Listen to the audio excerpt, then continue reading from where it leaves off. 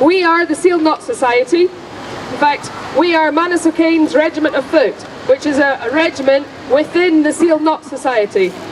In the society there's about 4,000 people who meet regularly at weekends to come out and to do demonstrations of pike, musket, arms, living history, and generally recreate for you, the public, all the sorts of sounds and sights and smells of things that might have happened a long, long time ago.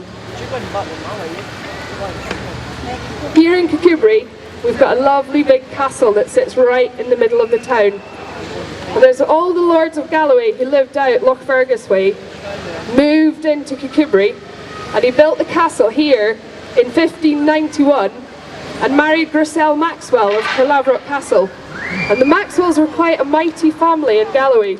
So Lord Kirkcudbright really strengthened his position within this area.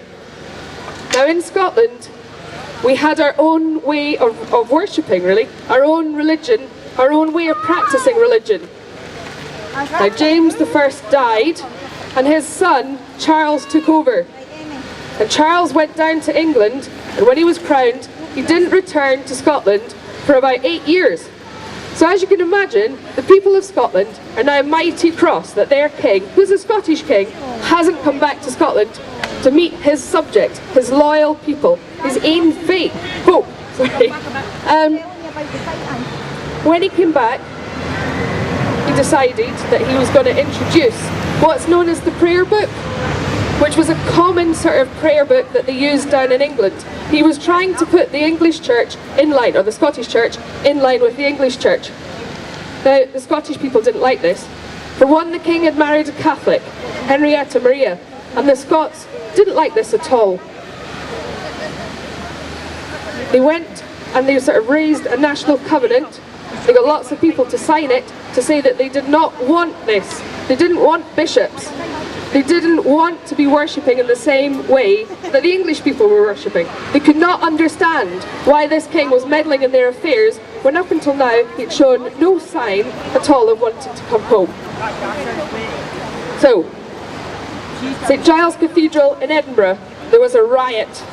There was a lady in there called Jenny Geddes. Some people think she was a man. Some people think that this riot was sort of orchestrated. So when the bishops and the prelates all walked in and they came to use this national prayer book, Jenny Geddes stood up and she threw a stool. Can you imagine throwing a stool in a church at the bishop? I shan't preach mass in my lug. I will not speak the mass in my ear. So the riot spills out onto the street. People are fighting all over the place. And basically that was the start of the war. Now you'll have heard the war called the English Civil War. However, this was not a war that just happened in England. This was a war that happened all over the place, right up, all over Scotland.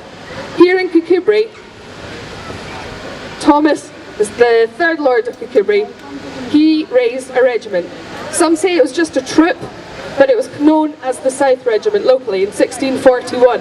So men here from Kirkcudbright fought. Men from Wigton fought. Sir Robert Adair raised a troop of horse. Colonel William Stewart raised a troop of horse. 1644, men from Kirkcudbright all the way over to Wigtonshire went down to fight. Went up into the lands in Scotland to fight. If we look in the records, in our own library here in Kirkcudbright, we actually read that people who hadn't signed the covenant, who were known as non-covenanters, were actually thrown out of their house. Thrown out of their house, evicted, and all of their goods confiscated. So they lost all their possessions for not fighting on the same side. Now often we think, or in schools, you know, boys and girls, you always think, oh, it's the Scots v the English. It's not. It wasn't here at all. During this civil war, it was brother v brother, family v family. Everybody was at war, and there was no clear side. Some people wanted to fight for the king, some people wanted to fight for the covenant. Some people thought, like the king, that he was king by God's right. God had made him king, so therefore, although they didn't like his policies and the fact that he went to war lots, that they were still going to fight for him. We are Manus O'Kane's Regiment of Foot. We are actually royalists.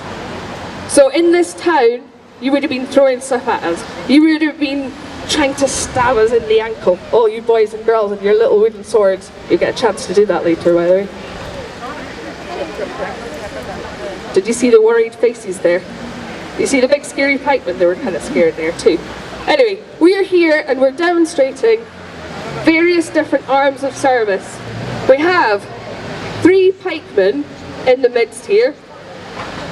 The one on the left, the big one. The one beside with the blue hat, and the other one with the pikeman's lid on. We have an officer and we have a musketeer. The officer is the man here with a sash on.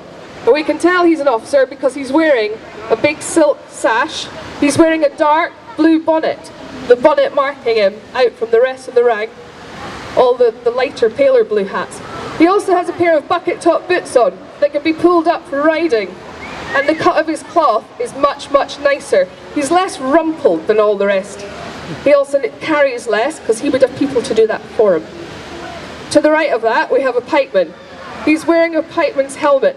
This will protect his head. As we're not in battle yet, he hasn't got his armour on. He's got his sword. The one next to him, this here is a musketeer.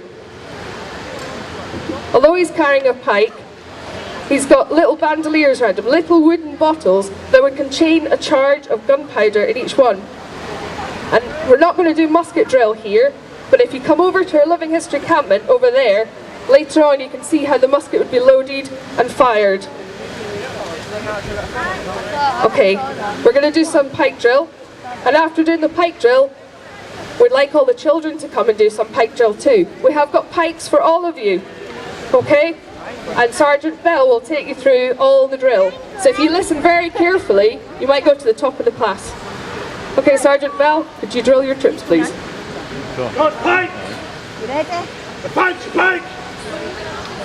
Oh, As a body! Charge the pike! Ah! Yeah. Call that as a body! Recover! Over the period of the Civil War, the methods of pike fighting changed. Gustavus Adolphus, over in Sweden, fought with hundreds and hundreds of pikemen. 40, 50 ranks deep. What you see in front of you is only 4. But can you imagine them advancing towards you with their pikes pointed at you? A pike! Charge your pike! Ah! There's nowhere for you to go because there's lots of men on your side pressing up against the back and pushing you forward. Go charge your pike! Court the pike!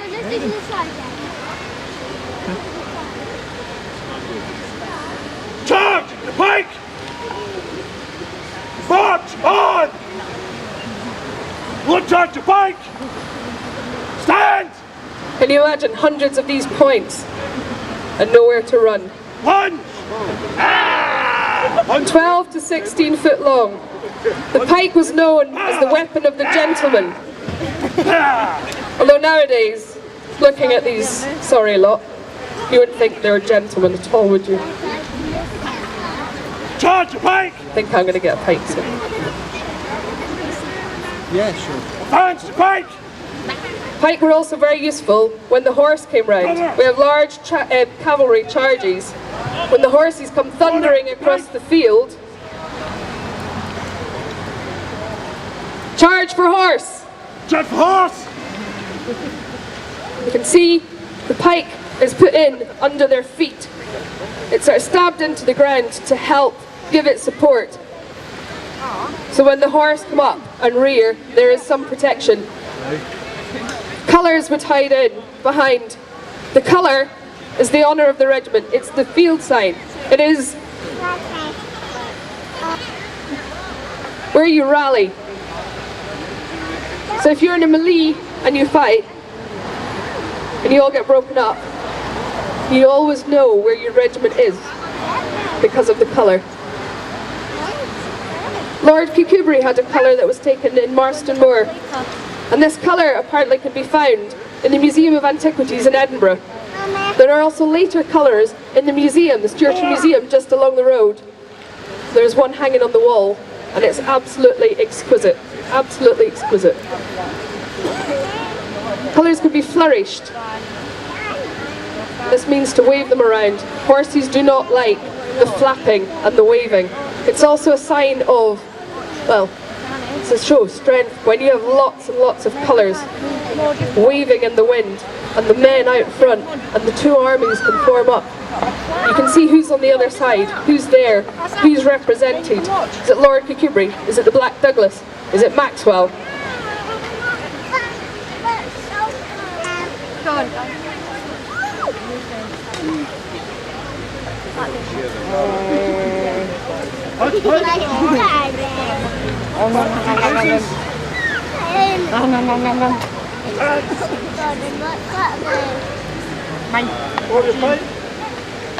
Right, flourishing.